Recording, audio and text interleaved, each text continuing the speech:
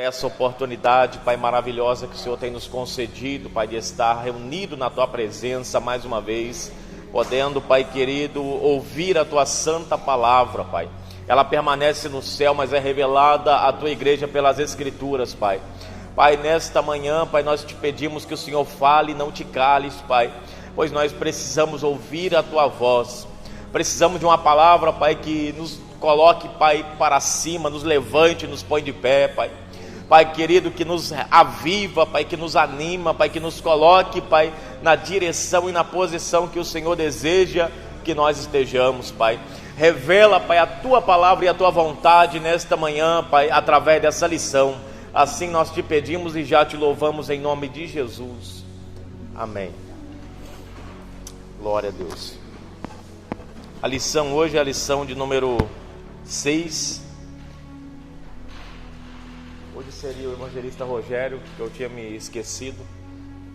Ele já tinha avisado semana passada, na verdade, que ele iria hoje para Bragança Paulista para levar a irmã Valdirene para ver a mãe dela. Eu já tinha combinado, mas eu esqueci. Ontem que caiu a ficha. Mas glória a Deus. Lição de número 6. As nossas armas espirituais. Na lição passada nós falamos sobre um tema também importante, que foi sobre os nossos inimigos. E contra inimigos nós precisamos entender que precisamos também de armas para lidar com inimigos.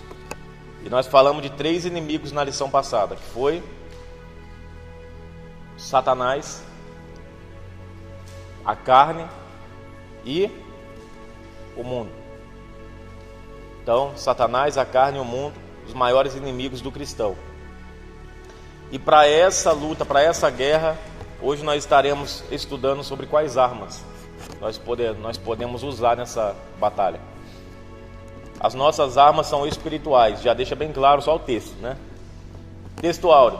Porque as armas da nossa milícia não são carnais, mas sim poderosas em Deus para a destruição das fortalezas. 2 Coríntios 10, versículo 4. Verdade prática vai dizer: diante da batalha espiritual, temos poderosas armas espirituais à nossa disposição: a palavra de Deus, a oração e o jejum. Então, para 3 inimigos, 3 armas espirituais necessárias, que nós vamos estudar hoje: palavra, oração, jejum. Palavra, oração e jejum. Dá até para fazer um coro, não dá? Palavra, oração e jejum. Todo mundo sabe, canta, mas nós precisamos exercer. Lucas capítulo 4 é a leitura bíblica em classe. Os irmãos façam a leitura comigo de maneira responsiva. Lucas capítulo 4, do 1 ao 4, e depois pula para o versículo 16 e vai até o 20. Amém? E Jesus, cheio do Espírito Santo, voltou do Jordão e foi levado pelo Espírito ao deserto.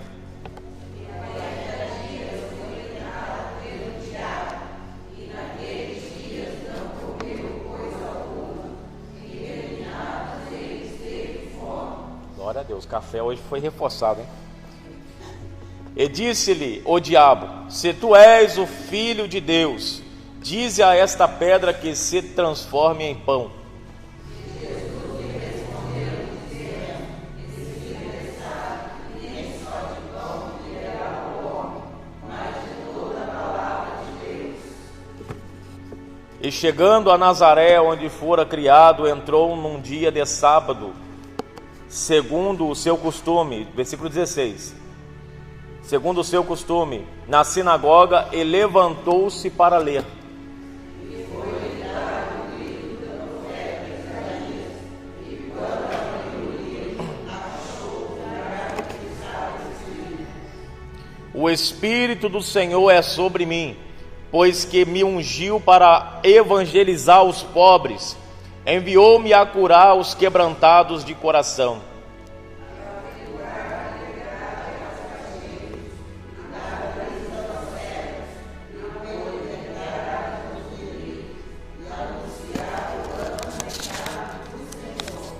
e cerrando o livro e tornando a dá-lo ao ministro, assentou-se, e os olhos de todos na sinagoga estavam fitos nele.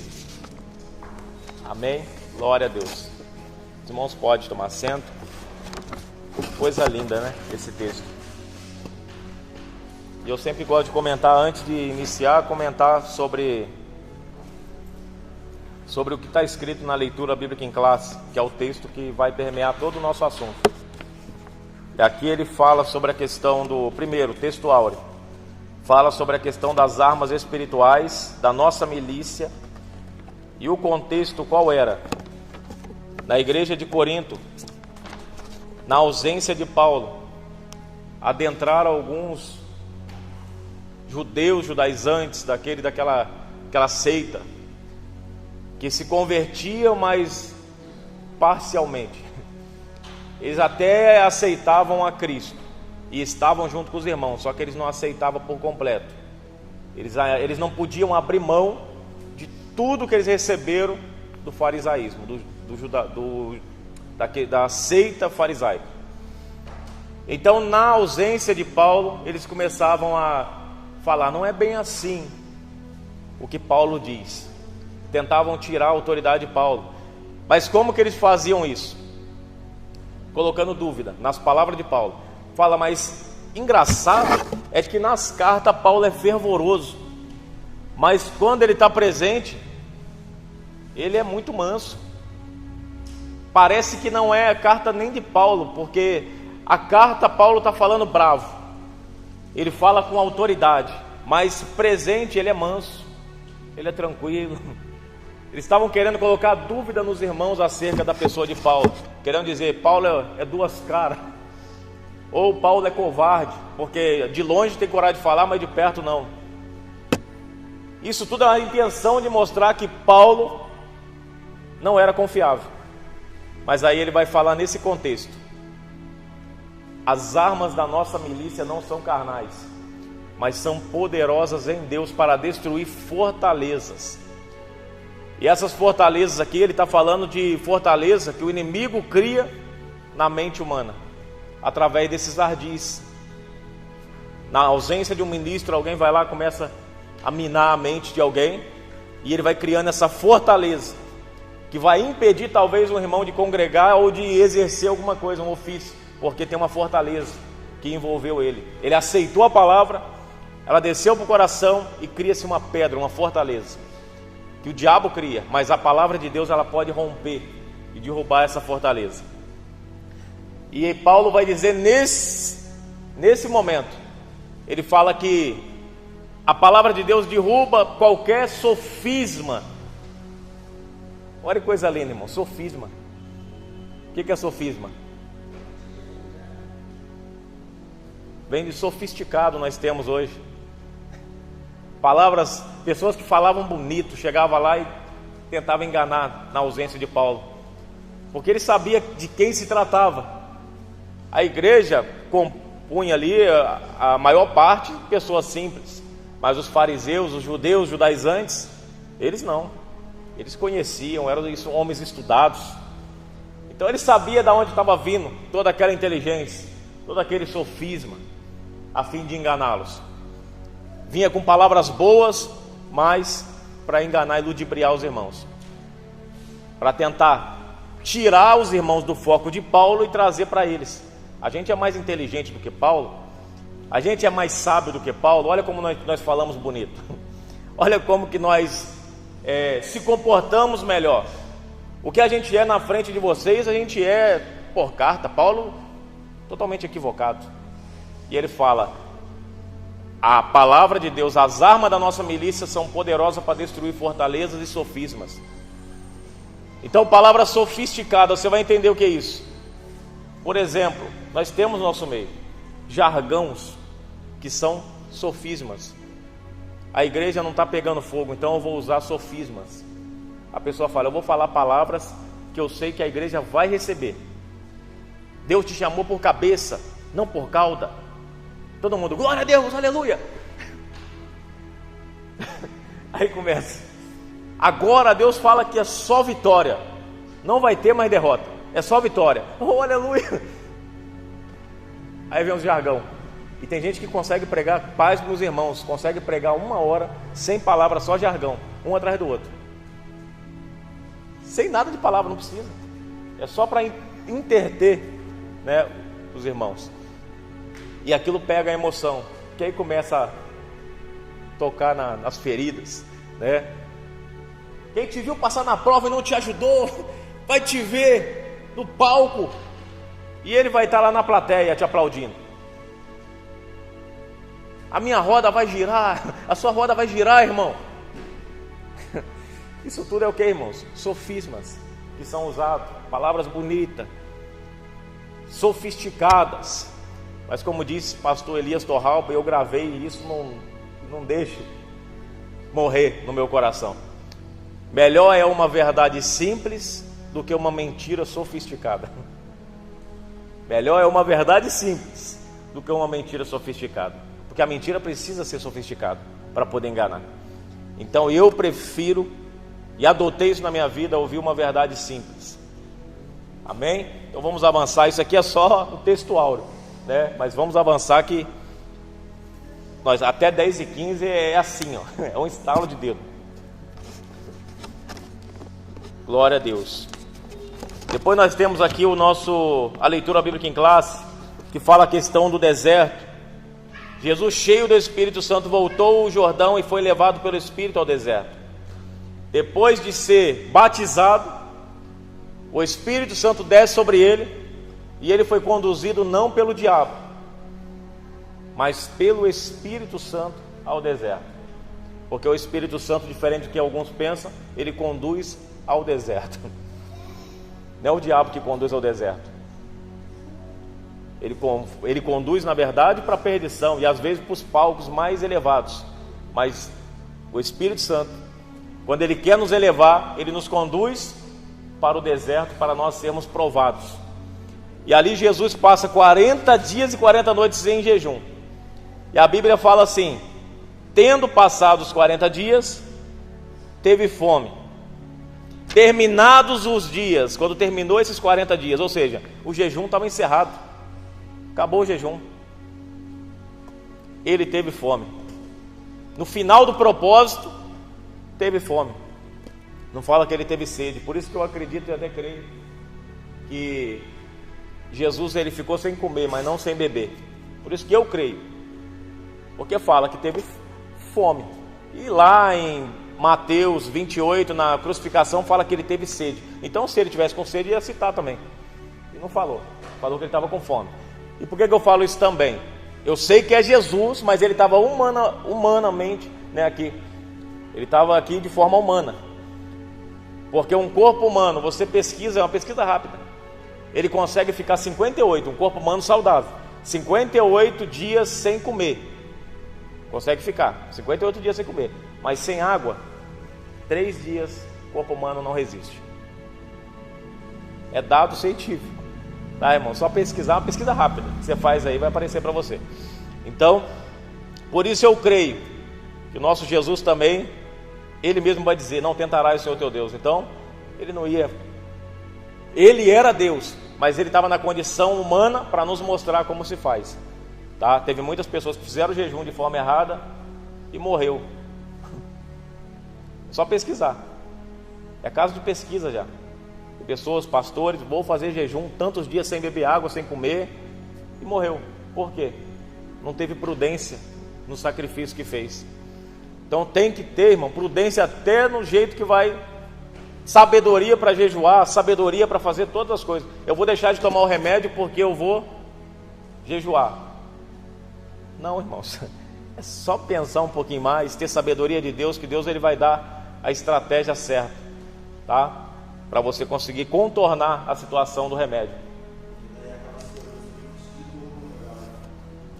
Acaba se tornando sacrifício de tolo. Essa é a palavra.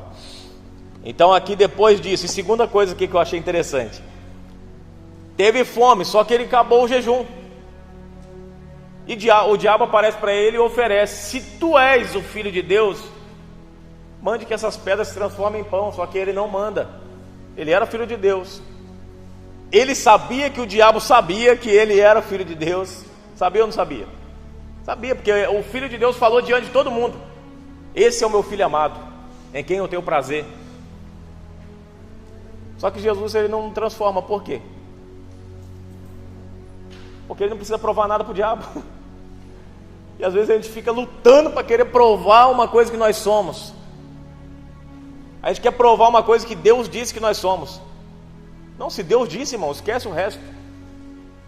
Se Deus disse que nós somos algo, se em nosso coração Deus falou que nós somos para Ele, não interessa o que o mundo está falando.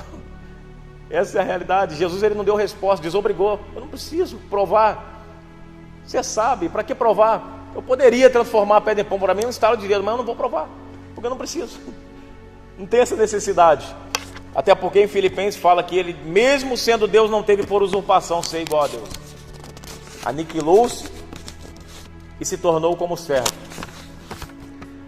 Então, e aqui o outro texto interessante, aqui na leitura bíblica em classe, nós já vamos avançar. Isso aqui você vai perceber depois, que já é o resumo da lição. E foi-lhe dado, e chegando a Nazaré, onde fora criado, entrou num dia de sábado, segundo o seu costume, na sinagoga, e levantou-se para ler. Era costume ele ir nas sinagogas, assim como Paulo fazia lá na frente também, todos os judeus. E foi-lhe dado o livro do profeta Isaías, e quando abriu o livro, achou o lugar em que estava escrito: o Espírito do Senhor está sobre mim. A profecia diz respeito a ele. Mas aí eu pergunto para os irmãos, era um rolo que tinha, não era Bíblia com capítulo, versículo, não tinha versículo e capítulo, foi inventado há pouco tempo atrás. É coisa nova. Naquele tempo não tinha. Então você vê, por isso que ele teve que achar. Ele vai e acha. Aí você vê o tamanho do milagre, né? E a graça de Deus ali mostrando para ele o texto, onde estava. E o mais interessante, ele lê apenas, ele não fala mais nada, ele só lê. A Bíblia fala que ele leu, ele fez a leitura e sentou. E todos ficaram atônitos nele. É mais ou menos aqueles dois discípulos de Emaús que entrou dentro de casa, e quando ele parte o pão, ele desaparece, e eles falam: não fervia o nosso coração enquanto ele falava. Então Jesus, irmãos, a palavra de Deus lida pelo próprio Deus. Não é normal, não é uma coisa comum. São palavras de Deus, mas saindo da boca do próprio Deus. Então aquilo, imagina como é que queimava no coração deles. E eles ficavam: meu Deus, mas por que isso? E todo mundo ficava atônito nele. Então, nós podemos avançar agora para o tópico 1. As armas do crente. Aí você vai entender por que eu fiz essa leitura, essa interpretação dos textos anteriores. As armas, de modo geral, podemos classificar as armas como instrumentos de ataque e de defesa. Nas Escrituras, os principais instrumentos de ataque são espada, 1 Samuel 17:45, vara, Salmos 23:4, funda, arco e flecha, lança e dardo. Essas eram as armas de ataque do Antigo ao Novo Testamento. Os de defesa são o escudo, Efésios 6,16 vai dizer, escudo da fé, capacete, couraça e caneleiras, está lá em 1 Samuel 17:6. Essas armas eram usadas pelos exércitos antigos, bem como pelo exército de Israel, com a diferença de que este era instado a colocar a sua confiança no Senhor. Então eles tinham as armaduras, mas não colocavam a sua fé nas armaduras. Até porque as armaduras deles por si só, quando Deus os abandonou lá na guerra de Ai, por causa do pecado do povo, com as armaduras e tudo eles foram feridos. Então, as armaduras não estava nela a confiança. Não pode estar nas armaduras a nossa confiança, mas no Senhor.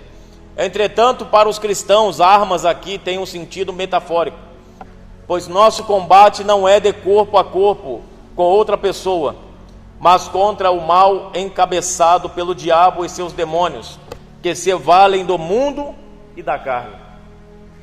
Aí complicou, porque são armas espirituais e o diabo também ataca, ele também tem arma. Então, horas nós precisamos atacar e precisamos ter discernimento para isso, porque o nosso ataque tem que ser contra o diabo e os demônios, que mesmo que esteja se utilizando de pessoas para nos afrontar, nós temos que entender que por trás há uma influência maligna, há uma fortaleza montada, acampada na mente de alguém.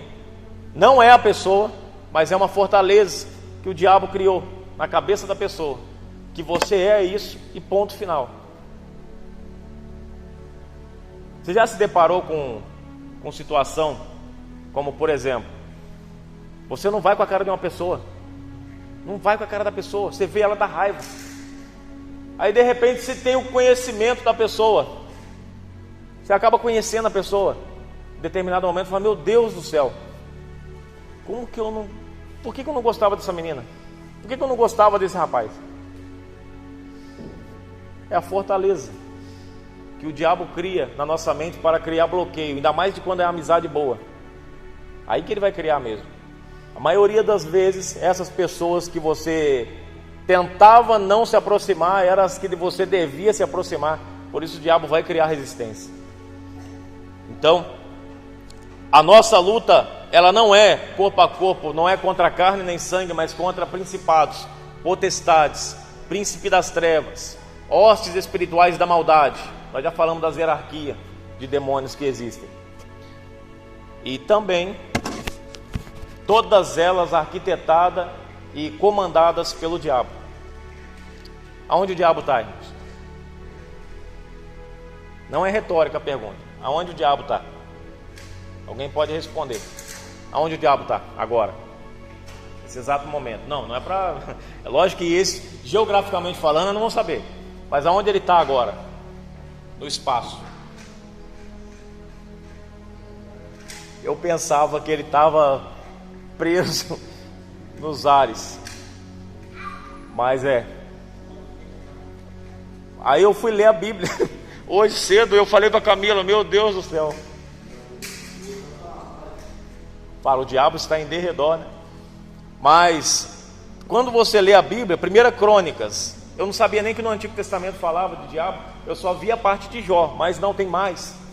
1 Crônicas, a Bíblia vai falar que Satanás se levantou contra Israel e incitou Davi a numerar o povo. Numerar o povo era a atitude de um rei que tinha o povo como dele, então ele numerava, porque é meu povo, e ele contava com glória. Mas Deus falou: não é para numerar o povo, mas o diabo incitou ele a numerar, para que a soberba de alguma forma crescesse em seu coração. E vindo um dia, agora em Jó, esse que eu falei é 1 Crônicas 21:1. Jó capítulo 1, 6. E vindo um dia que os filhos de Israel, de Deus, vieram apresentar-se perante o Senhor, veio também Satanás entre eles. Filhos de Deus são os anjos de Deus, a serviço do povo de Deus. Eles vão de alguma maneira prestar contas. E o diabo estava lá, ele foi. Respondeu o Senhor e disse: de onde vens? O Senhor pergunta. E olha a resposta dele: de rodear a terra e passear por ela. Rodear e passear. Passear fala de quem está livre, leve e solto. Então ele não está preso, até porque Apocalipse vai dizer que ele será preso. Então significa que ele ainda está solto. E eu achava que ele estava em cima, mas ele está rodeando a terra, procurando a quem possa tragar. Logicamente que nós entendemos, pela questão da hierarquia, que ele não possui ninguém. Pela sua força e pelo seu poder, não. mas ele está aqui comandando demônios específicos para isso, para tentar atrapalhar a caminhada dos filhos de Deus. E outros textos vão mostrando essa questão. Glória a Deus. Eu vou avançar aqui mais um pouco.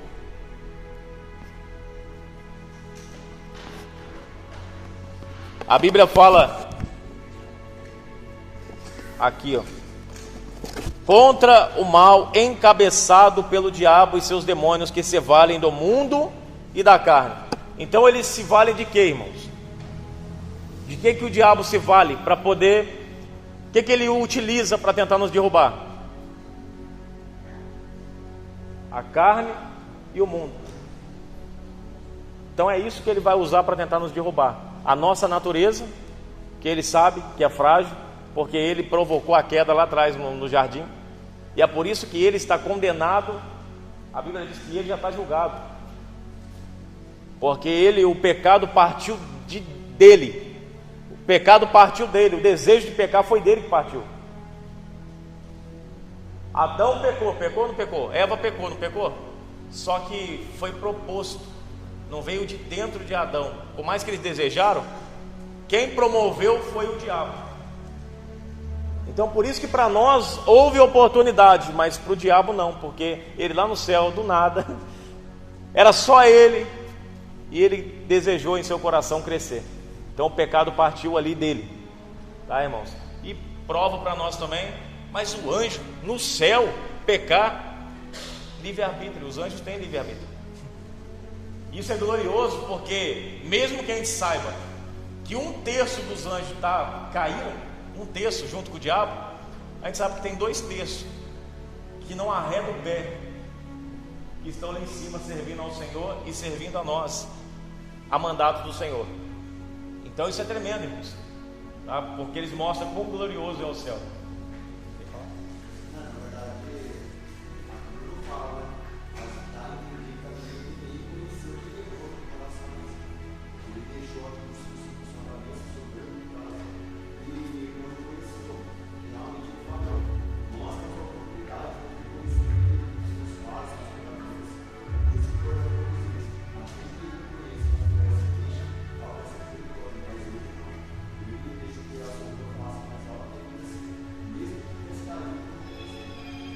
É aquela questão, pelo nível de conhecimento que ele tinha. Ele estava no céu, pelo nível de conhecimento que ele tinha, em intimidade, ele estava ali perto do trono de Deus, as pedras fogueadas. Ele estava perto, muito perto. E mesmo assim decidiu pecar. Tem pecados que Deus não tolera. Quanto maior o nível de intimidade e aproximação de Deus, quanto mais conhecemos a Deus, menos nós temos direitos de seguir a nossa própria caminhada. Quanto mais a gente conhece a Deus, menos nós temos o direito sobre nós mesmos. Nós vamos perdendo direito, irmãos. Essa é a verdade, tá? Toda autorização, ela vem de Deus. Então as estratégias do inimigo agora. Vamos no subtópico 2. Não podemos desprezar o conhecimento a respeito da força do inimigo de nossas almas. O Novo Testamento revela que o diabo é capaz de fazer para ludibriar as pessoas, arrebatar a boa palavra do coração, buscar altas posições com mentiras, usar pessoas para trair, escravizar, enfraquecer a fé do crente, enganar com doutrinas demoníacas. Não por acaso o apóstolo Pedro nos alertou a respeito da sagacidade do inimigo. Sede sóbrios, vigiai, porque o diabo, vosso adversário, anda em derredor, bramando como um leão, buscando a quem possa tragar. 1 Pedro 5,8. E o texto vai dizer também, olha que interessante. Primeiro, ele fala que quem arrebata a boa palavra do coração do homem é o diabo. Eu citei esses dias. Ele arrebata a palavra do coração do homem. Você recebeu aquela palavra maravilhosa e ela tem sido para você um refúgio. O diabo vai tratar de tentar roubar essa palavra, porque ele roubando essa palavra, a sua paz está comprometida. Ele sabe disso, então ele vai tentar roubar a palavra. Porque Davi vai falar, escondi. Por isso que ele fala que escondeu. Esconder é aonde o diabo, nem o diabo possa ver. No coração. Escondi a tua palavra no meu coração para não pecar contra ti. Enquanto a palavra está ainda na mente, não desceu, o diabo ainda pode trabalhar. Mas depois que ela desceu para o coração, aí ele acabou para ele. Tá, irmãos? Então o nosso desafio é fazer essa palavra descer, receber de bom grado. Então quanto maior o nível da nossa receptividade na palavra, menor é a chance do diabo contra a nossa vida. Então essa é a estratégia que ele tem. Mas nós precisamos vigiar, porque ele anda bramando como leão, buscando a quem possa tragar. E Mateus aqui 13, 19 fala isso, que ele que rouba, ele induz pessoas a buscar altas posições com mentiras. Ananias e Safira, mente que vocês serão ovacionados. É ele quem fez, ele que induziu. Pedro fala, porque você permitiu Satanás colocar isso no coração de vocês? Por que ele fala isso? Porque para Satanás ter colocado, ele deu lugar para aquele desejo. Glória a Deus. Amém, irmãos?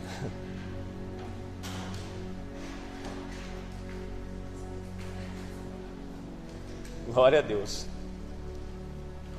Amém, irmãos? Então, para buscar altas posições com mentiras. Então ele fala, porque você permitiu o diabo te tentar, encheu o teu coração. Isso aqui é uma acusação também, é um julgamento da parte de Pedro, dizendo o seguinte, mais ou menos assim, vou mudar um pouco a pergunta. Por que Satanás encontrou essa brecha no teu coração? Irmão, já pararam para pensar nisso? Porque o pecado, na verdade, estava nele aceitar a proposta. Para ele aceitar a proposta, era de algo que o coração dele já esperava. Então o diabo vai encher o coração daquele que quer pecar.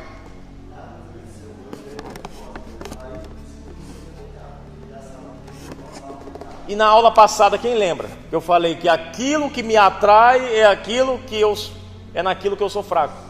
O que me atrai é a minha fraqueza. Então ali, a fraqueza de Ananias e Safira, ele sabia aonde pegá-los. Eles querem ser ovacionados. Ele viu os olhinhos deles brilhando pela glória. Então o que ele vai encher o coração deles? Do que ele é fraco.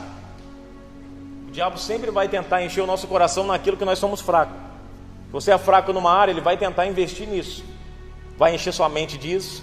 Ele vai fazer seus olhos só olhar para isso, até você avançar de nível para aceitar uma proposta que não deveria aceitar. Ele vai caminhando, irmãos. Ele é gradativo também. Ele tem paciência até chegar a proposta e ele vê a gente cair. Mas aqueles que estão em Deus, são guiados pelo Espírito, ele vai aplacar esse desejo no coração. E à medida que o Espírito vai crescendo sobre a vida dele, o Espírito Santo, ele vai esvaziando de si mesmo, os desejos vão sumindo, o diabo vai olhando, falando, parece que está mais longe, parece que eu não estou enxergando direito mais, até que ele não consegue mais agir por essa área. Então ele vai tentar investir de outra forma, porque ele não para. Mas nós devemos louvar a Deus, porque o justo vai de glória em glória. Então você venceu uma tentação, agora você se prepara para vencer a próxima, que com Deus nós somos mais do que vencedores. Agora as estratégias do inimigo já li, né? E olha que interessante, Atos 5, ele usa pessoas para atrair. Não é a pessoa que atrair, mas ele vai usar, porque a traição traz uma mágoa para aquele que é traído. Ele vai trazer mágoa. Então ele vai usar pessoas desonestas, porque a pessoa que trai, ela já é desonesta, ela já tem um mau caráter. Por isso que o diabo vai nele. Está percebendo que não é culpa, não é que o diabo é toda a culpa, é que a pessoa já é mal. A pessoa no coração dela tem mau caráter, então o diabo já sabe disso e vai investir nele. Por que usou Judas? Poderia ser qualquer pessoa. Poderia não precisar nem de traidor. Não precisava. Os soldados uma hora ou outra iam encontrar ele, ou ele ia se apresentar. Mas a questão é que Judas, por quê? Judas já era enganador. Judas já era revolucionário. E a Bíblia vai dizer que ele já roubava. Ele já roubava quando estava na tesouraria daquela igreja. Quando estava na tesouraria de Jesus. E ele era o que mais aparentava se preocupar com os pobres. Quando vem a Maria e joga ali o bálsamo e enxuga com os cabelos nos pés dele, o que ele fala? Não poderia vender por grande quantia e dar aos pobres? Aí se Jesus fosse igual nós, escrachado, a gente ia falar o quê? Ah, tá, entendi, para colocar na bolsa que você mete a mão? Para dar para o pobre ou para você encher o seu bolso? Sem vergonha, já ia mandar. Se fosse nós, mas era Jesus, graças a Deus. Aí ele deu ali uma lição para eles. Então, é ele quem faz isso. Ele vai colocar no coração daquele que é traidor, de trair. Ele escraviza aquele que se encarcerou.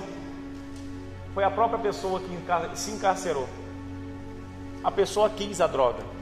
A pessoa quis a prostituição. A pessoa quis a fornicação. Então ele vai e apenas escraviza agora a pessoa naquilo que ela é fraca e que ela se entregou voluntariamente. Por isso que o pecado, ele é um culto ao diabo, não é um culto a Deus. O pecado, ele é um culto ao diabo. Se a gente tivesse a consciência de que tudo na vida, quer seja na igreja, fora da igreja, é um culto, a nossa vida é um culto em todo o tempo. A palavra culto vem da mesma palavra cultivo. Aquilo que eu cultivo é o meu culto. Aí eu pergunto que os irmãos, o que nós cultivamos? O que nós temos cultivado? Como nós temos caminhado, falado, andado? Porque tudo isso é o nosso culto. Sem nós abrirmos a boca, nós estamos cultuando a Deus ou ao diabo. Quem mente? Ele fala, o pai da mentira é o diabo. Então quem mente está cultuando a quem? Ao diabo. Quem acusa está se assemelhando ao diabo e está cultuando a ele. Que nós estamos prestando homenagem a ele. Se nós estamos acusando alguém, nós estamos dizendo que aquilo é louvável, acusar.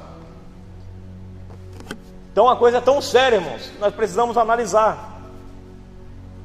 Parar com essa ideia de estou no culto agora. Aqui requer toda a reverência, que aqui é onde nós se reunimos para poder adorar a Deus, como igreja. E o diabo, a gente já sabe que ele tem essa intenção de fazer perder o foco. Então a gente tem que tentar de tudo para não perder. Aqui, quando a gente se une, é um ambiente que ele mais tenta, onde ele vai mais tentar. Mas só que nós temos que entender que o nosso culto, ele é principalmente quando partimos para fora dessa porta. Vamos caminhando para o nosso lar na tratativa com nossa esposa, com nossos filhos, com nosso esposo, com nossos familiares, como nós lidamos com as pessoas no trabalho. Isso tudo é o nosso culto.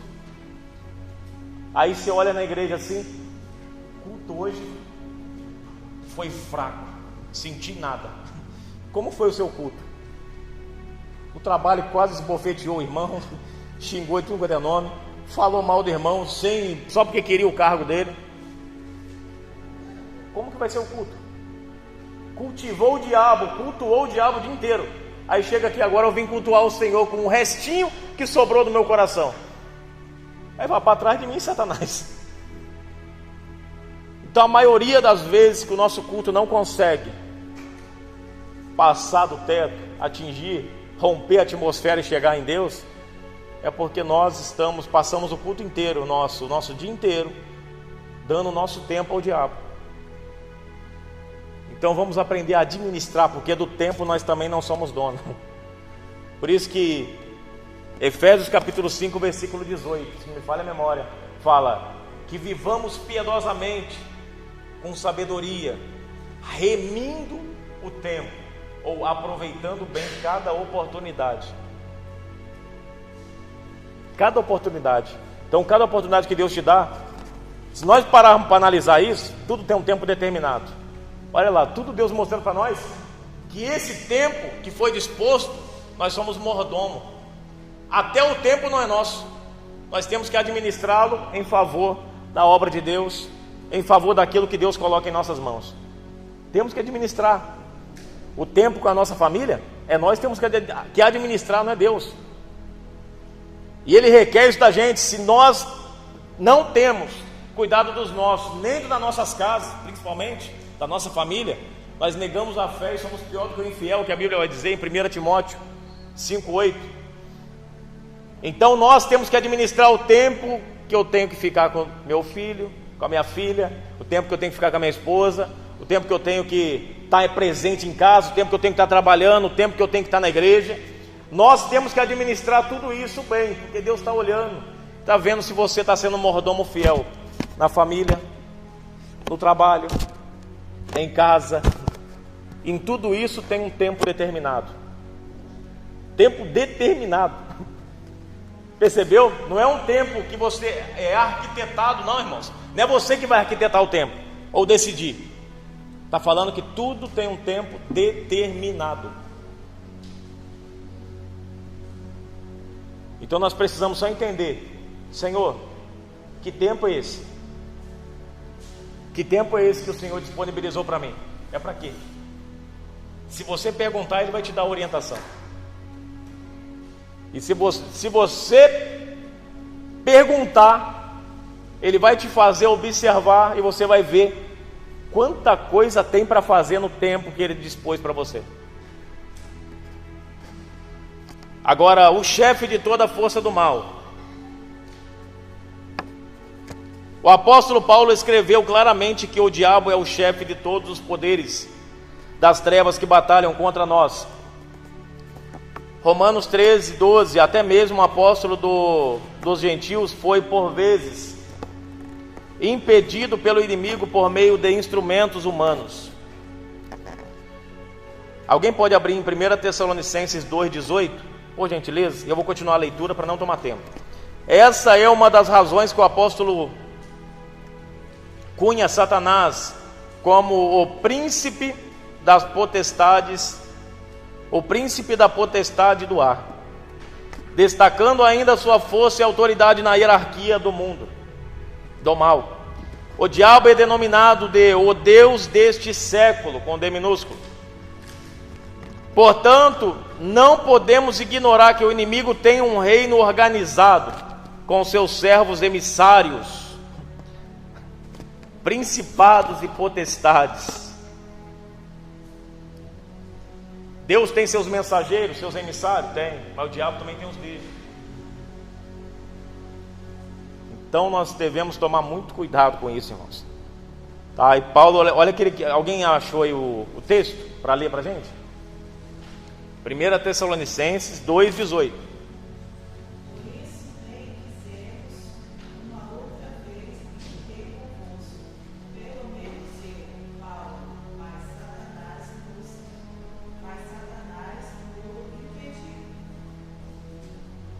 O próprio Paulo está falando que ele, na tentativa de se aproximar, o diabo o impediu em alguns momentos.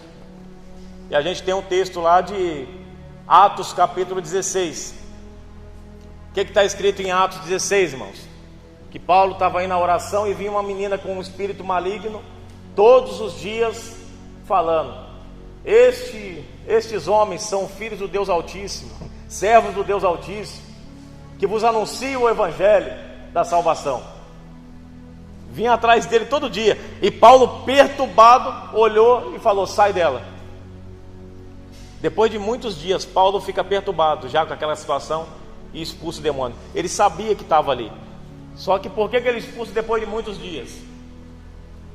Depois de muitos dias. Talvez porque Paulo sabia. Irmãos, ele estava em uma outra cidade. Mexer com o povo da outra cidade, ele ia perder o direito de ir e vir ali.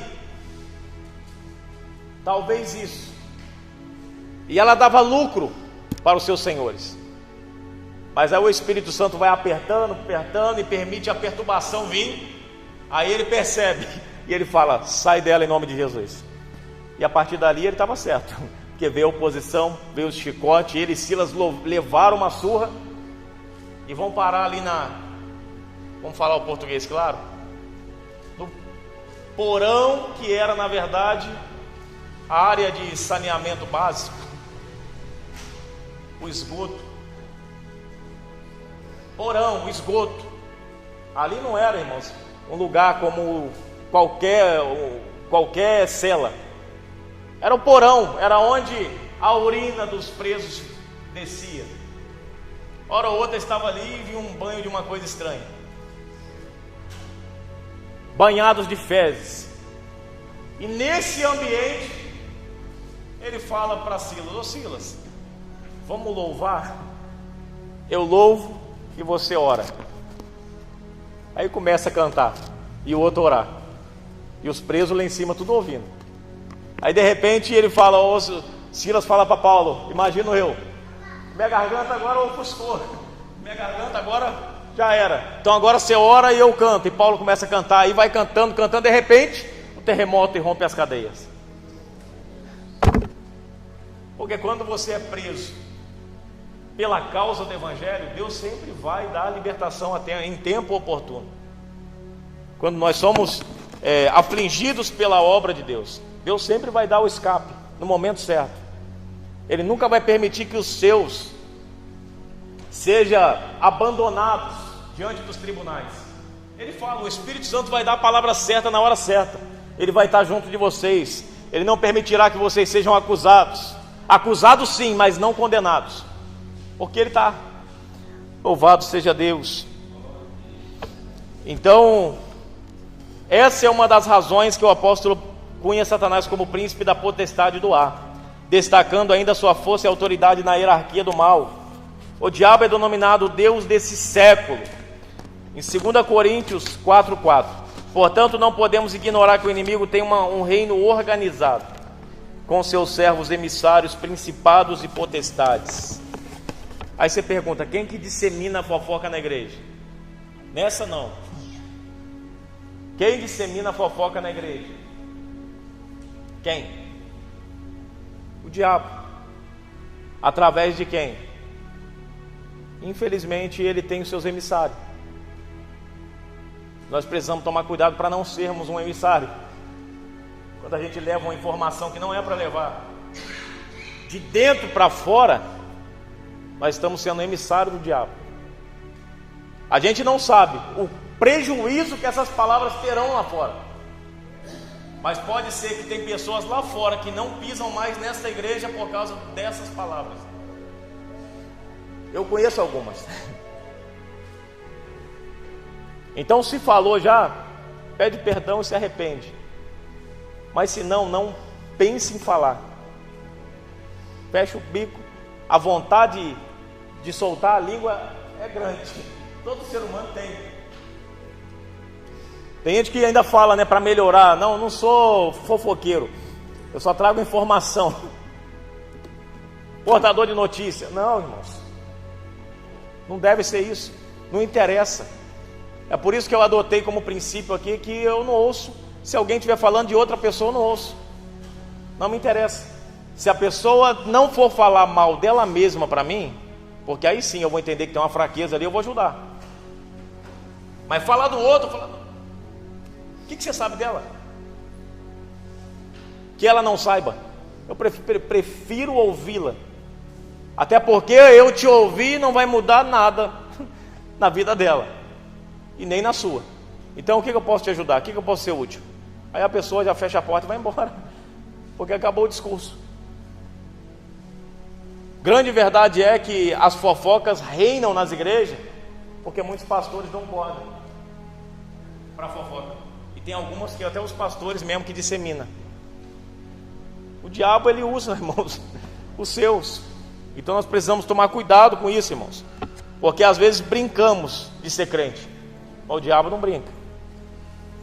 Não brinca. E para ele não tem patente alta, patente baixa. Para ele olha, olha lá, tudo barro, tudo barro. Dá para mim reinar.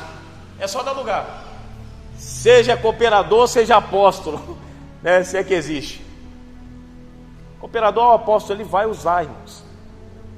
Se der lugar, ele vai usar, tá? Então precisamos todos estar em vigilância. Não é porque eu sou pastor que tudo que eu digo ou tudo que eu penso é de Deus.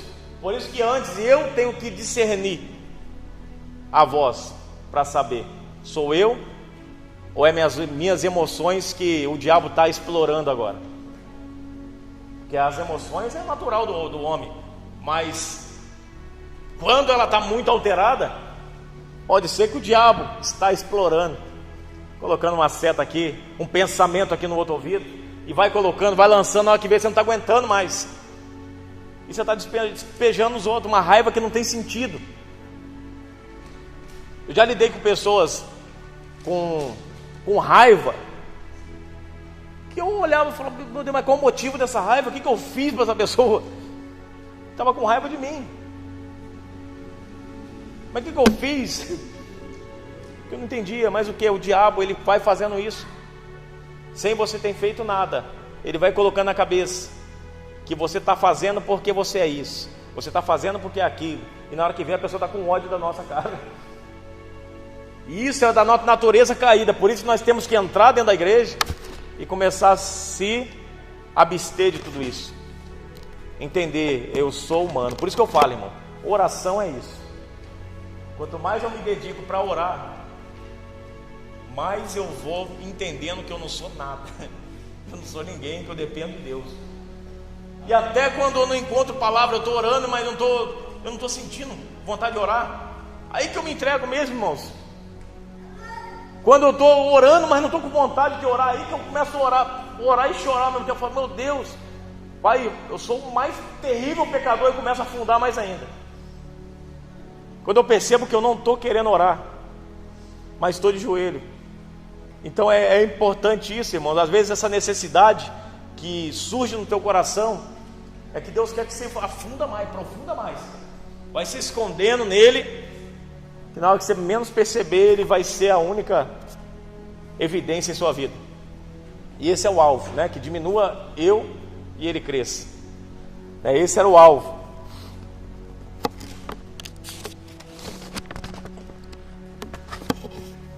Segundo tópico: as 3 armas espirituais do cristão. A palavra de Deus. O Senhor Jesus disse que não vivemos apenas de pão, mas de toda a palavra de Deus.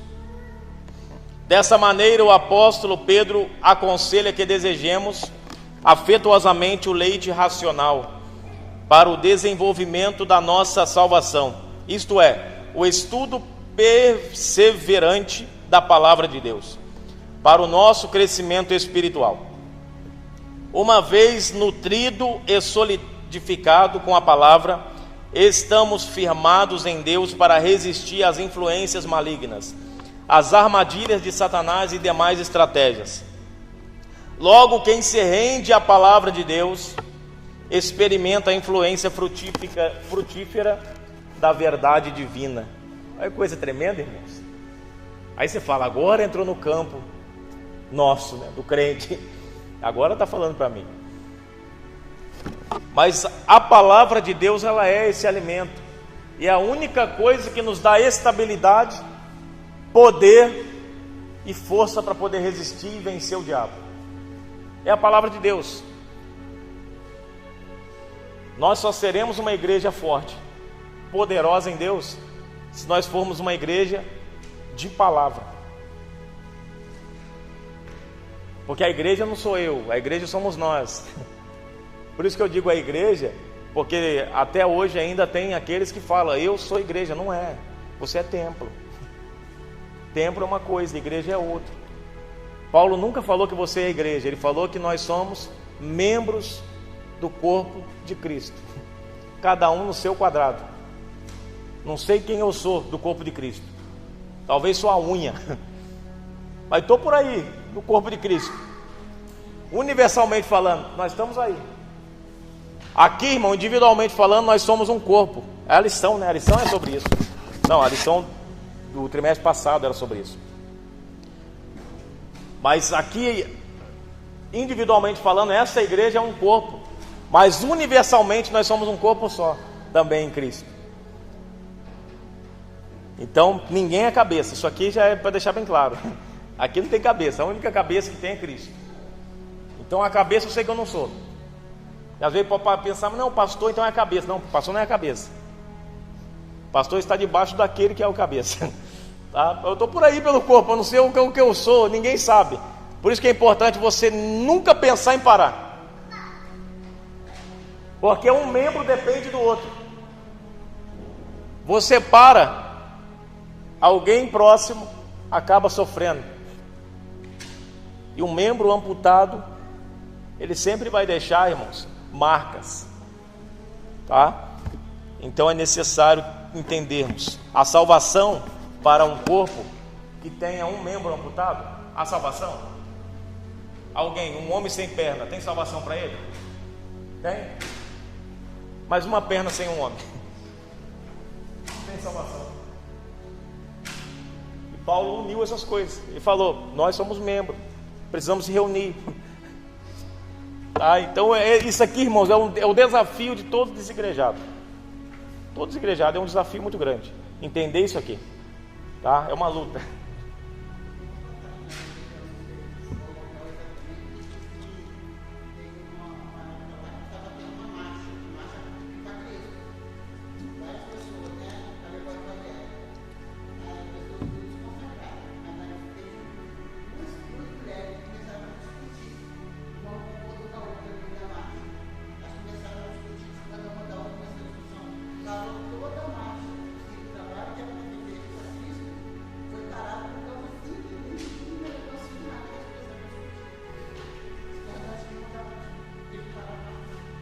Pronto.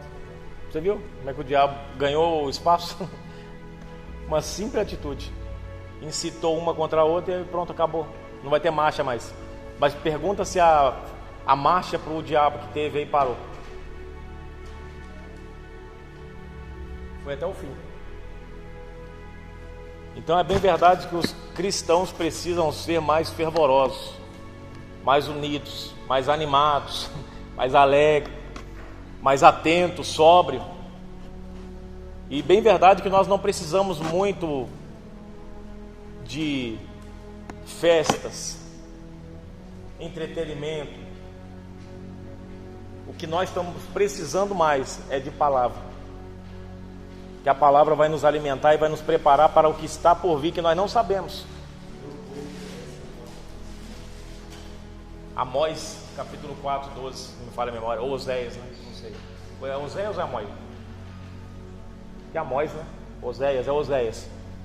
Oséias, capítulo 4, versículo 12.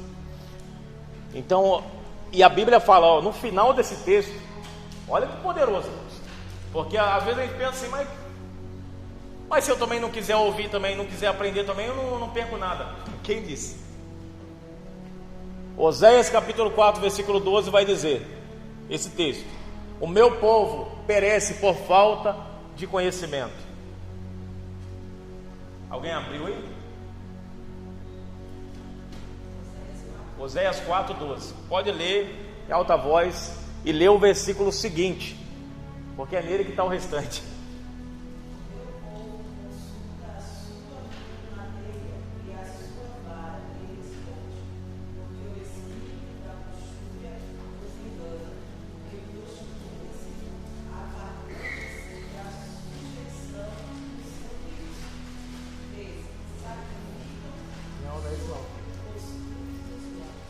Então não é esse não. É 6.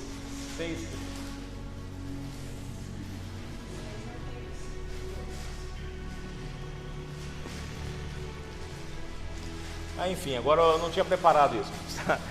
Mas enfim, ele fala: o meu povo perece por lhe faltar o conhecimento. Por desprezarem o conhecimento, o Senhor vos desprezará. Então é isso que a palavra vai dizer. Por rejeitarem o conhecimento, serão rejeitados pelo próprio conhecimento, pela própria palavra de Deus. Então aquele que rejeita a palavra de Deus, ele será rejeitado por essa atitude de rejeitar. Então nós perdemos quando nós não prestamos atenção. Então a palavra de Deus, ela precisa ser mais enfatizada.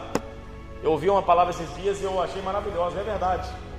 Para vir para a igreja, ficar 2 horas de louvor, 15, 30 minutos de palavra.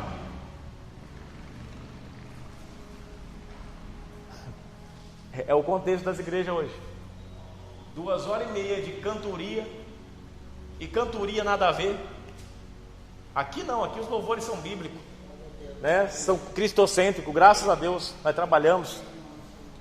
Mas você vai em igrejas que o louvor é tudo para o homem, tudo para ele.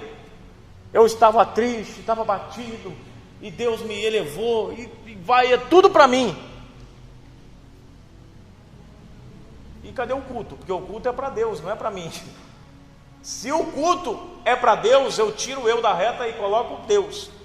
Eu vim para mostrar Ele, não eu. Então não é a roda vai girar, não é a vitória ter sabor de mel, não é que agora é só vitória. Não é isso. É quão grande é o meu Deus. Tu és. Esses são os louvores que têm que ser entoados na igreja. Por que estão sendo entoados outros tipos de louvores? Por quê? Porque as igrejas estão sendo menos bíblicas e mais antropocêntrica, ou seja, o homem está no centro.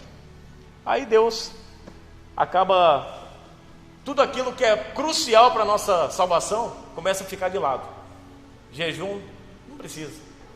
Oração, não precisa, o povo vem a si mesmo, porque tem louvor. E palavra. Oséias 4:6, ó. Meu povo foi destruído por falta de conhecimento. Uma vez que vocês rejeitaram o conhecimento, eu também os rejeito como meus sacerdotes. Uma vez que vocês ignoraram a lei de seu Deus, eu também ignorarei seus filhos. Então é a palavra, não é eu. É ela que falou. Então isso vale para nós. Mas é o sacerdote. Não, a Bíblia fala que nós somos sacerdócio real hoje. Hoje nós somos, está lá em 1 Pedro 2,9. Então hoje nós somos geração eleita, sacerdócio real de Deus. Então tudo que está contido na Bíblia sobre as verdades bíblicas está para nós, vale para nós. Está avançando mais um pouco aqui, a oração, porque senão nós fica só na palavra aqui, nós perde. Só na palavra, perde não, né, irmão? Só na palavra a gente ficaria muito tempo aqui, né? Ainda mais se a gente fosse provar com evidências a falta da palavra e a presença da palavra, tá? A gente ia ver. A oração, aliada ao estudo da palavra, a oração é uma das mais importantes armas espirituais que o crente tem ao longo de sua jornada para o céu. Prestemos atenção para a seguinte declaração: orando em todo tempo, com toda oração e súplica, no Espírito. Note que o apóstolo Paulo não insere a oração como uma peça da armadura, pois na verdade é como se ela trouxesse um ajuste ou alinhamento para a armadura toda. Nesse aspecto, essa imagem traz uma ideia de que a oração fortalece todas as esferas da nossa vida. É a oração. E a oração do crente é o que nós carecemos hoje, é de intimidade com Deus. Quanto maior a intimidade, maior os dons do Senhor sobre a nossa vida. Quanto mais intimidade, mais dons derramados sobre a igreja. Essa é a realidade. Você quer receber dons de Deus? Comece a fazer um propósito de oração. E mesmo que você não consiga orar menos, de 5 minutos, coloque no coração, vou ficar meia hora glorificando a Deus. Irmãos, oração, olha coisa simples. Eu vou ensinar agora uma oração. Ensinar como orar, simples. Oração é coisa básica, irmãos. É isso que Deus quer. Ô Pai, olha coisa simples. Pai, o Senhor sabe como foi o meu dia. Oração, de quando estou em casa. Aqui a gente ora diferente, né? Às vezes. Mas oração que Deus quer é essa, intimidade, sincera. O Senhor sabe como foi meu dia. Foi tribuloso. Eu até pequei naquele momento lá do Senhor lembra. Pensei coisas que não deveria ter pensado. Senhor, me ajuda. Senhor sabe o quanto eu preciso. As pessoas veem eu como forte, mas o Senhor sabe como eu sou fraco. Me ajuda, meu Pai. Oração simples, irmãos. De pai para filho, você abrir o coração. Fala, Pai, eu te dou graça, Pai, porque o Senhor tem sido fiel. É conversar assim, sem muita eloquência, só tete a tete com Deus, como se Ele estivesse ali do seu lado, porque Ele está. Quanto mais simples você for na oração, mais você vai sentir Deus nela. Mais você vai sentir Deus nela e vai ver Deus na tua oração. Porque Ele está, irmão, disponível e disposto àqueles que são contritos de coração. E lá no quarto fechado, não tem ninguém para te ver, é você e Deus. Aqui a gente reduz a oração quando a gente vai orar, porque não é reduzir no sentido de menosprezar, não. É que a gente não pode expor algumas coisas assim ao público, então nós vamos orar daquele jeito mais retórico, né? Mas quando a gente está em casa, a oração é assim, irmãos, é de pai para filho. Você tem que abrir o coração, você tem tanta coisa para falar. Quando você ora desse jeito, que você vai observar que você não precisa mais falar seus problemas para quem está do lado do outro. Você já falou para alguém muito mais importante e ele vai resolver seus problemas. Eu escrevi na minha carta um dia algo que estava me afetando e me afligindo. Escrevi na minha carta. É coisa que Deus dá em mim, coisa de doido. Coisa de doido. Só crente doido tem. Mas do nada me veio a cabeça, eu estava aflito, mas eu tinha orado muito. E orado, e Deus nunca me atendeu. Então eu comecei a escrever. Senhor, lá na sala de batistério da igreja, num tempo que eu passei lá dormindo lá, quando não tinha minha casa ainda.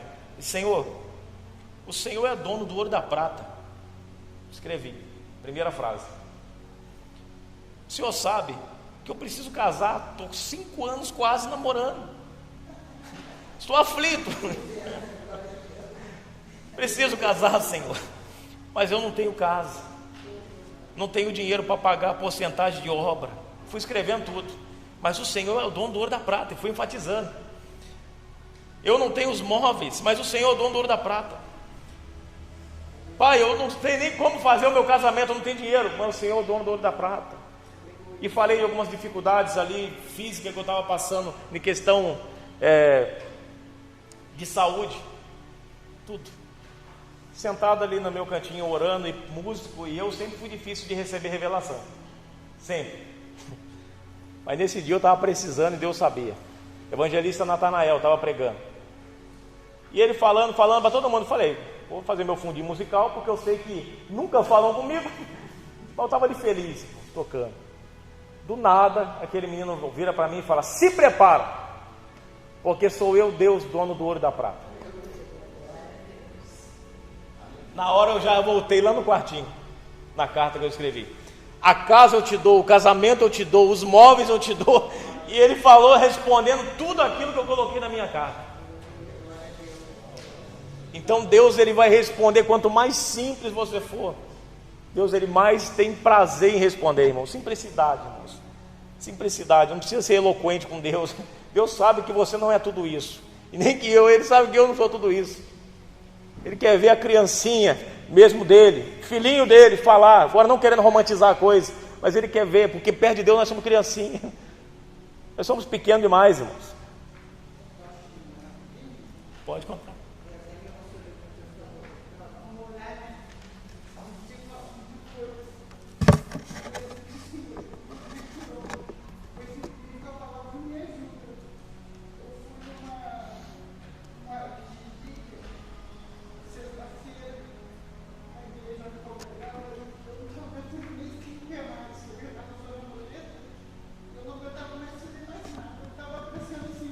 Eu me senti como se fosse ficar virando porta.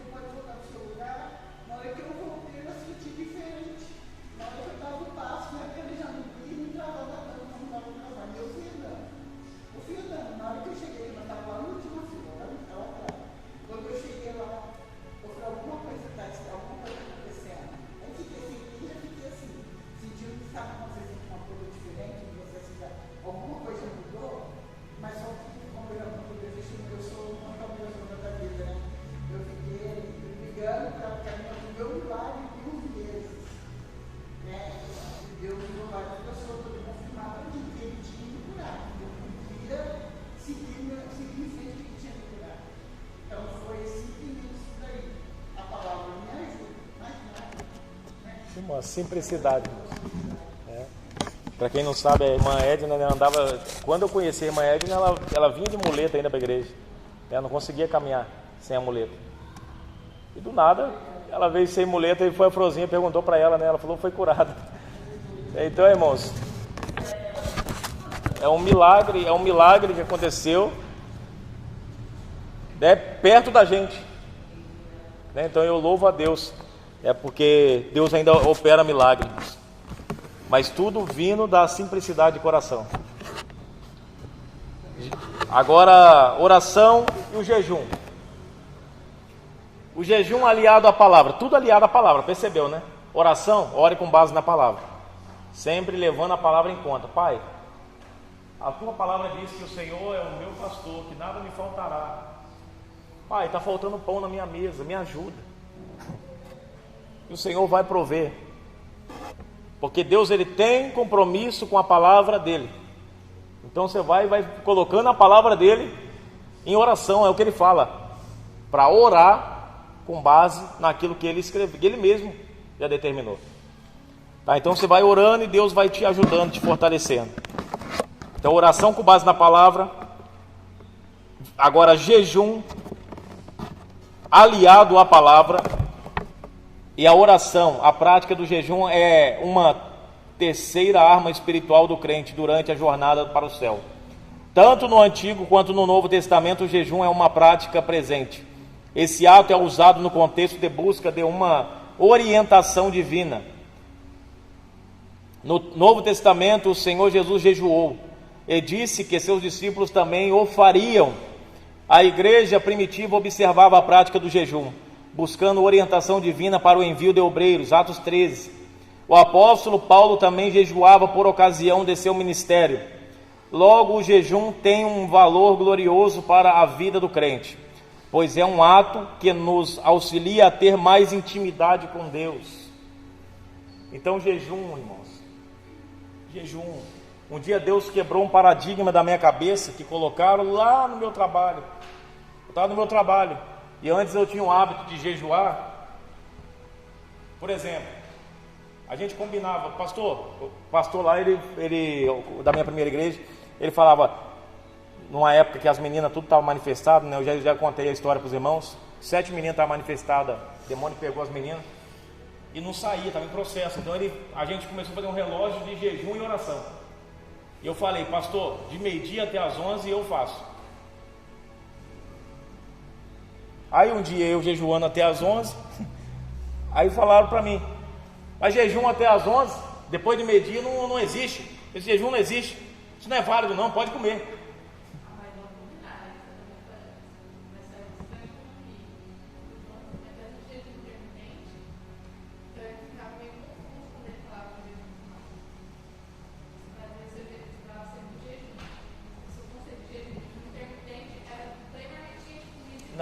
Não, Camila, isso não tem nada a ver.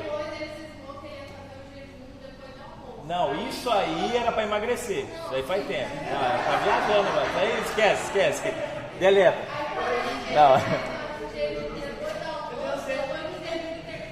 Não, tá confundindo jejum para emagrecer e jejum de oração. Não é esse não. Não é esse não.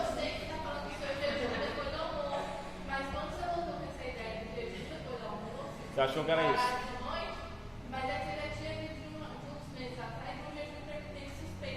Eu fiquei mais de 3 anos, irmão, sem fazer jejum por causa dessa palavra que me deram. Que aí eu ficava, depois de meio-dia, que eu estava trabalhando, quem está trabalhando sabe que a dificuldade que é, ainda mais quem toma remédio de manhã, a dificuldade que é jejuar. Passa mal lá, desmaia ainda é outra pessoa. Então, eu lá pensando comigo, falei, jejum é abster-se de comer, de alimento. É aquele momento de sentir fome e não comer, não dá o que meu corpo quer. Eu percebi que depois de meio-dia tem muita coisa para abrir mão. Tem docinho, 3 horas a fome bate, você quer um pãozinho com café, 6 horas vai bater de novo, porque tem o café das 6 também. Eu não sei se vocês são assim também. No trabalho tem o café das 3 e às 6 em casa, com pão e tudo, um pão com ovo. E nesse contexto eu pensando, falei, meu Deus do céu, cara, por que eu parei de fazer jejum? Eu parei na bancada desse jeito mesmo, assim, escorei na bancada, falei, por que eu parei de fazer jejum? É o jejum que eu conseguia. E naquele dia mesmo, naquele mesmo dia, falei, pai, a partir de agora, eu estou de jejum. Eu tinha almoçado, né? Aí já passou uma hora depois do meu almoço, eu falei, agora eu vou começar meu jejum. E a fome já começa ali, quando você começa. Né? 3 horas, café junto com os meninos. Você não vai tomar café? Tem aquela vontade de tomar café. Não vou, não posso. Daqui a pouco cheguei em casa, 6 horas, aquela fome terrível. Falei, não vou, estou de jejum. Isso é propósito, irmãos. Eu ainda provei, porque isso aí é tradição. A gente tem que separar o que é tradição e o que é evangelho, o que está escrito na Bíblia. Deus ainda não coloca carga se você não pode suportar. Consagração é de manhã e a gente faz em prazo curto, porque tem gente que toma remédio. Mas existem pessoas que não podem jejuar de manhã. Então como que faz? A Bíblia não define. Na questão do jejum, já fiz um estudo sobre isso. Não define a questão da periodicidade, ou seja, o período que será feito. Você pode começar de tarde, de manhã, de noite, a hora que você quiser, contando que seja um sacrifício a Deus e você renuncie a algo de comer, que seja algo de comer, porque a Bíblia não fala de jejum de celular, essas coisas não, tá? Fala de algo de comer, então eu só posso falar o que a Bíblia fala. Então o período ela não define, nem os dias que você vai fazer, não define, deixa em aberto, só fala que você jejue. Né? Ele espera que todo discípulo dele jejue. E tanto que isso é algo poderoso, que para mim foi a confirmação de Deus na minha vida. Foi a confirmação de Deus, já estou finalizando. Para mim foi a confirmação de Deus na minha vida, foi essa. Porque eu estava com esses paradigmas na cabeça e um dia na quarta-feira, que era o encerramento da minha campanha, enchei-vos do Espírito Santo. O encerramento, não aconteceu nada aquele dia. Eu peguei e falei assim, Senhor, quer saber, os 2 primeiros cultos não aconteceu nada. O que pode acontecer no último?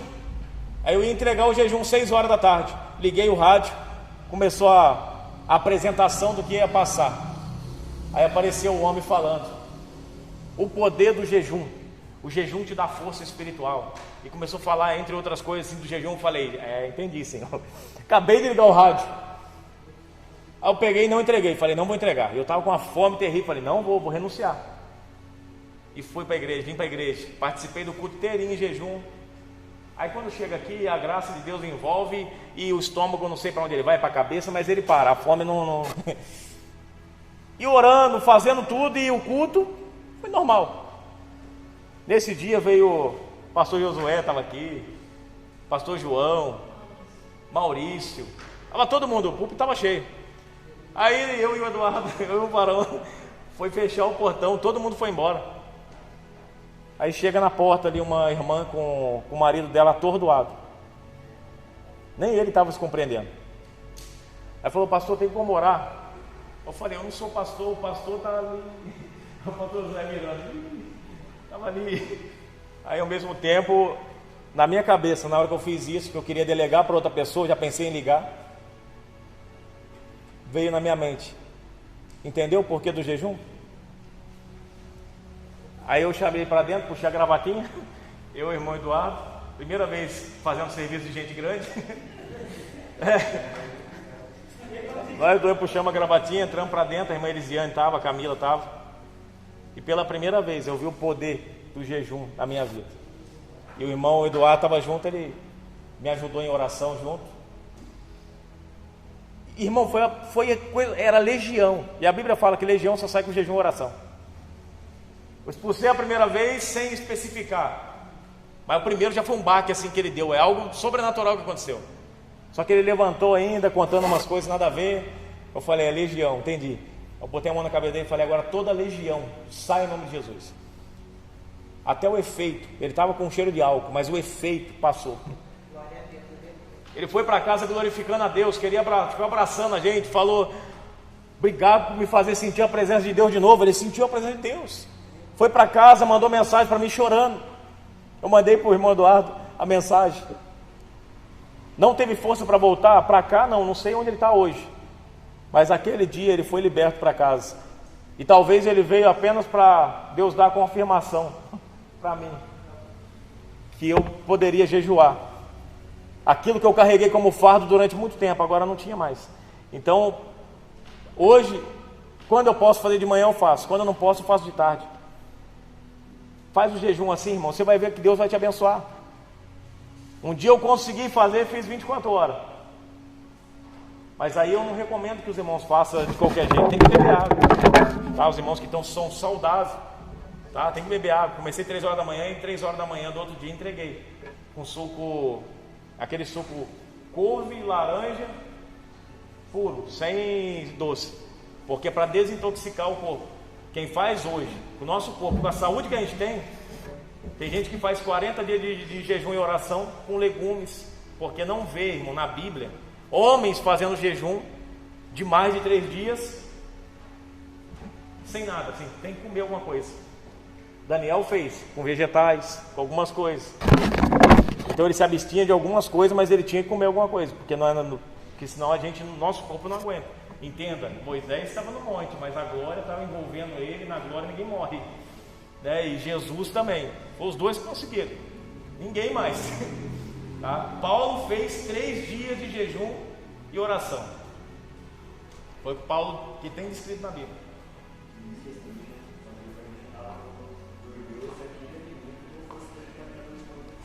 O alimento que Deus deu para Elias, isso é uma realidade. Amém, irmãos? Quem que ia falar?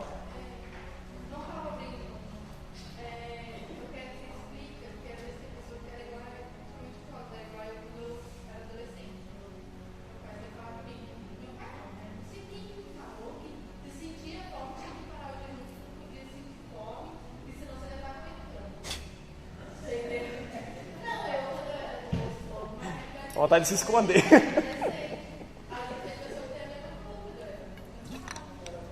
Não, mas quem falou isso aí, pelo amor de Deus.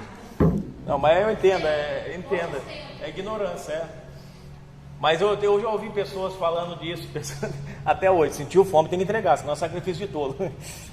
Mas jejum é isso, é sentir fome. É justamente sentir fome. Como é que eu não posso sentir fome que eu vou entregar o jejum? Aí não faz sentido. Porque o jejum é você renunciar. A vontade vai vir, você vai falar, não vou comer. Você deixar o estômago, às vezes vai doer. Porque ele está acostumado a ter um cafezinho na hora certa, o almoço, e você vai renunciar. Mas você pode pensar na comida, né? Pode. Entendeu? Não, porque quando bater a fome, eu ia comprar bastante comida. Aí eu falo, tô com fome, eu ia lembrar. Você tá com fome. Não, ficar pensando em comida já é demais, né? Não, mas você tá com fome. Então você tem que esquecer a comida, esquece a comida. Tudo que eu não quero pensar quando eu estou jejum é comida. É a fome. Pode falar.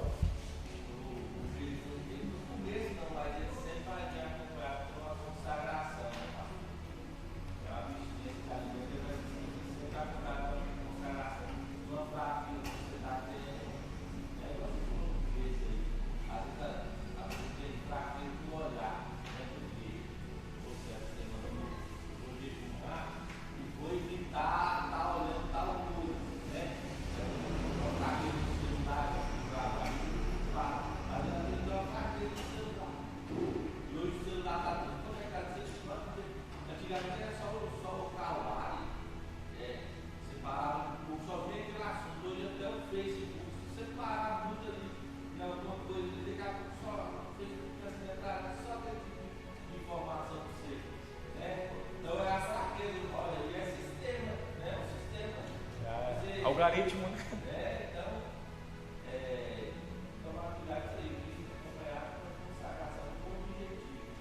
Tem sempre objetivo, sempre propósito, né? Os judeus até hoje eles jejuam. Parece que é quinta-feira e segunda, é isso? Quinta e sábado, não sei. Eu sei que são 2 dias que eles jejuam, que eles não comem nada, ou tem uns que comem pão e água. Mas eu não recomendo comer pão e água porque dá dor de cabeça. Tá? Então, se dá dor de cabeça é porque faz mal. Tá? Mas tem. Eu fiz experiência própria. Eu comi e depois eu pesquisei. Ele falou, comer pão e água dá dor de cabeça. Então parei, não fiz mais jejum de pão e água.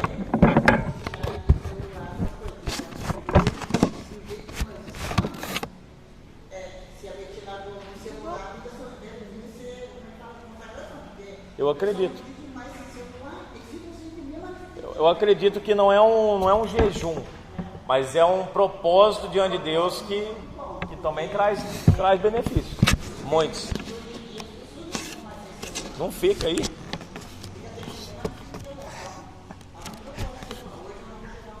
Eu tenho uma música que tinha, né, do ovo, do iPhone. Um iPhone no bolso, mas na geladeira tem um ovo. E é por aí, né? O iPhone na geladeira e na geladeira tem ovo. Ovo. Eu não esqueci a música, mas tinha uma musiquinha rolando por aí que era isso aí. Que tinha no bolso um iPhone, mas na geladeira tem ovo. E é por aí, irmãos. Hoje a pessoa escolhe ter um celularzão do ano e passa para os irmãos. Tem morador de rua que tem celular. Ué. Pix, tem maquininha, tem tudo, QR Code. Então o negócio está evoluído, né? Então tudo é bem-vindo. Agora só vou ler. Jesus Cristo, nosso maior modelo, vencendo o diabo com a palavra. Eu só vou comentar pela epígrafe. Pode falar.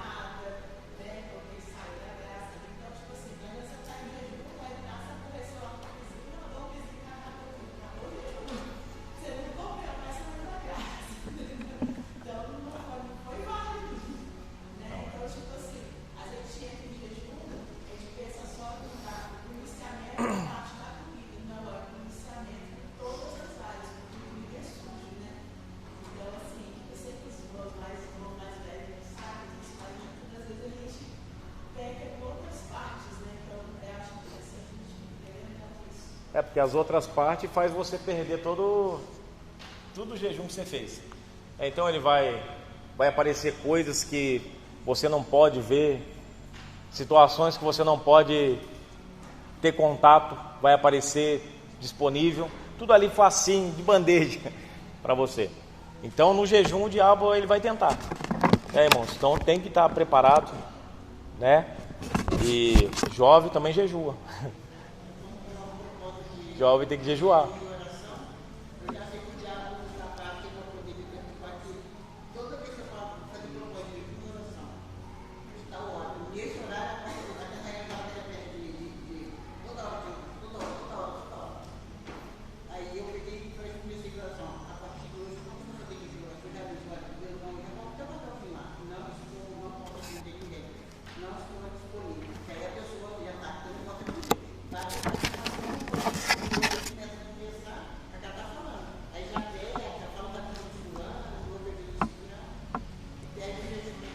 Dependendo, é melhor se precaver, né? Sempre, né? Então, o melhor jejum mesmo é isso aí, trancar dentro de casa e ficar quieto lá. É a melhor coisa. Tá, irmão? Não liga a televisão, não liga nada, porque o diabo vai tentar. Irmão. Tá, eu falo por experiência própria. Na época que eu estava com problema mental, eu tenho um probleminha de cabeça assim. Todo mundo tem. Mas eu lembro quando eu estava com um problema grave mesmo, de síndrome do pânico, né, ansiedade, eu não podia ver sobre uma questão. Tudo que eu ia pesquisar, a primeira coisa que aparecia no YouTube, no algoritmo ali, era sobre o que eu não poderia ver. Mesmo quando eu estava procurando um refúgio, uma pesquisa aleatória, aparecia.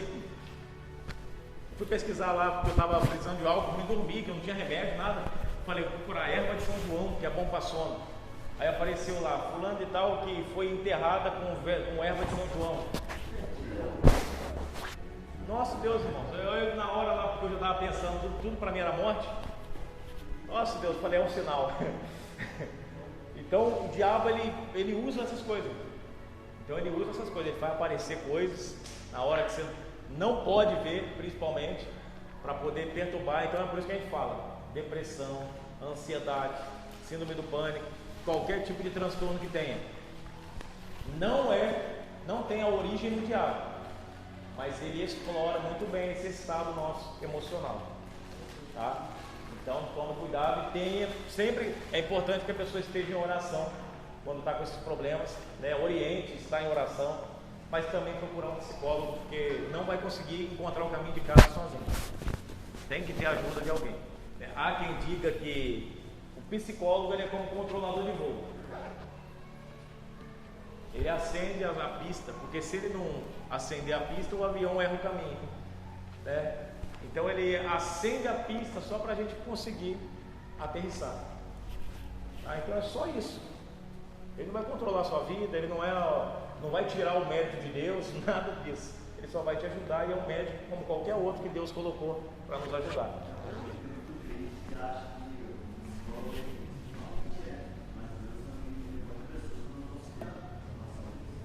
E muita gente que eu já vi falar que meu psicólogo é Jesus. Vai perguntar para ele. Procurou um psicólogo.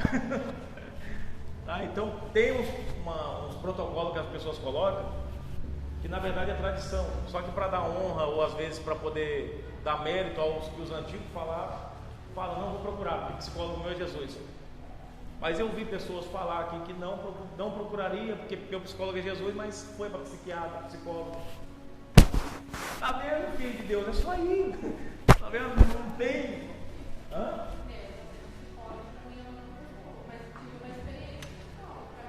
É que no seu caso não é transtorno, no seu caso foi uma fatalidade.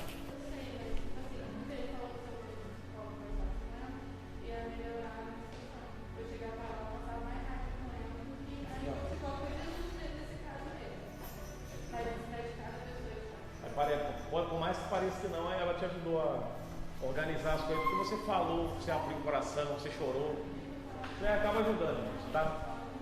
E psicólogo é bom que ele ouve. Vai, fala a palavra, abre essa boca e solta tudo, que depois ele está acostumado a ouvir problemas piores do que os meus, então a gente fala tudo ali e vai embora. É coisa boa, irmãos, tá? Então é importante. Eu recomendaria que todos passassem no psicólogo, todos. É importante, tá bom?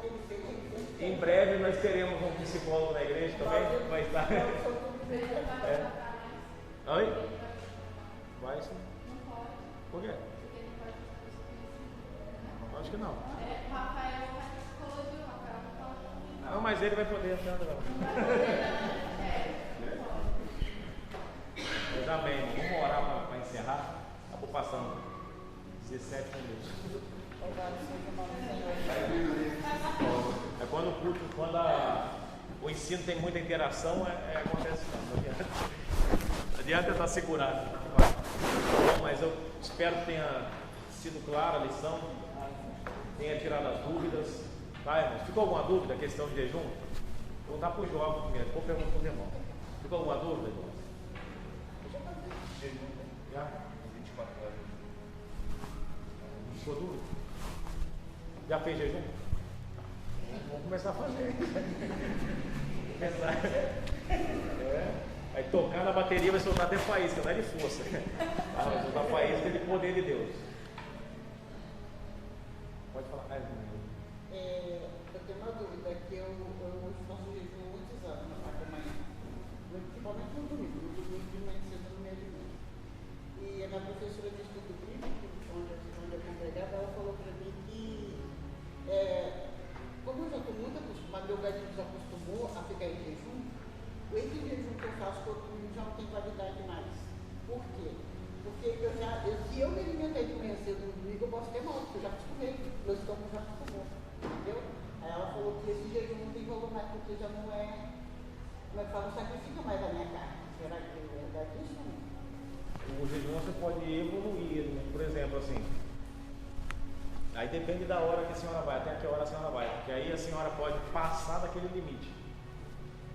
Deixa eu posso escolher, eu sou cozinhada, mas fico o dia inteiro, não tem problema, não sinto nada, Mas a única coisa que eu não consigo fazer é o som, que o Paulo nós agora por orar, né? Esse daí eu tenho dificuldade. Eu também consigo. Esse eu tenho dificuldade de ficar sem dormir. Mas se alimentar, se alimentar. Não, mas não é que perde a serventia, né? O seu jejum, não vai perder a validade. Se a senhora, é só domingo, né? No domingo no caso. Pode dia de semana também não tem problema. Mas é que aqui, o meu regulamento é domingo. Porque quando meu menino estava na rua, eu contei isso para o senhor, né? Eu quase desde meu menino faz bola. Ele já não estava nem querendo tomar banho mais, escovar o dente. Mas ele já estava numa situação muito difícil. Aí eu coloquei um problema. Eu disse, Senhor, não se eu tirar meu filho da rua, eu não vou me alimentar no domingo. Eu vou ficar até a hora que eu puder suportar. Aí eu vou ficar até o dia inteiro sem me alimentar, só bebendo água. Mas se pudesse comer seria melhor. Vamos supor, para a nossa carne. Né? Vontade de comer a senhora sente.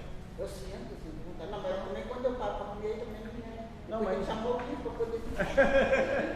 Mas então é válido. Então você deleta isso é válido.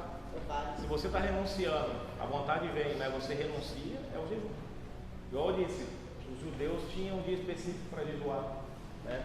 Não é que a gente tem que ter um dia específico, mas se tiver, é bom. Né? Se a gente pudesse todo dia ter um dia, toda semana ter um dia específico para jejuar, seria ótimo. Aí, irmãos, cada um. É importante demais.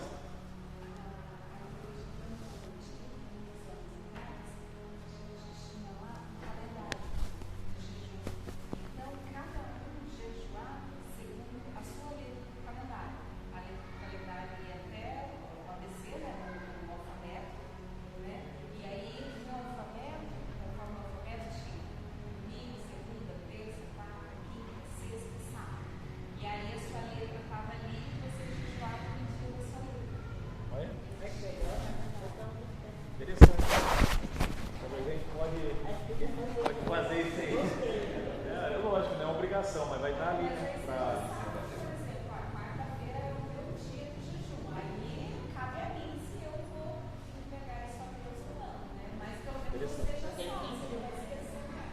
Interessante. Pelo menos a gente não se esquece de jejuar. Né? Porque às vezes passa tempo e a gente esquece. Mas aí vou tentar fazer isso aí. Cada dia, né? Os membros, né? Isso. Aí eu vou fazendo isso. Aí eu vou pedir para as meninas da mídia aí, dar um jeito, tentar me ajudar nessa parte. Tá bom? Se Deus quiser, a gente vai conseguir sim. Eu ainda fiquei de comprar um mapa grande pra gente, quem né, secar aqui, ainda não fiz aí. Eu não sei de onde conseguir isso ainda. Eu nem pesquisei ainda, aonde que eu consigo. Mas eu queria mesmo um mapa do secar inteiro pra gente poder estudar aqui a questão da evangelização, dos bairros mais problemáticos, pra gente poder ir. Os irmãos conhecem, usar o conhecimento dos irmãos aí em prol disso, para a gente poder atender a todos os bairros. Vamos orar, irmãos? Senhor Deus e Pai, nesse momento queremos te agradecer. Obrigado, Pai, por essa oportunidade, Pai, de estar na tua presença, aprendendo a tua palavra, Pai. A sua palavra foi ministrada, ela permanece no céu, mas é revelada, Pai, pelas tuas escrituras, e ela foi revelada nesta manhã, Pai, a nós de maneira poderosa. Pai, nos ajuda, Pai, a aplicar, Pai, essa palavra no nosso coração, Pai, para não pecar contra Ti. Nos ajuda, Pai, em nome de Jesus Cristo, a aplicar em nosso cotidiano, Pai, de sorte que o nosso andar venha a ser com base na Tua palavra, Senhor.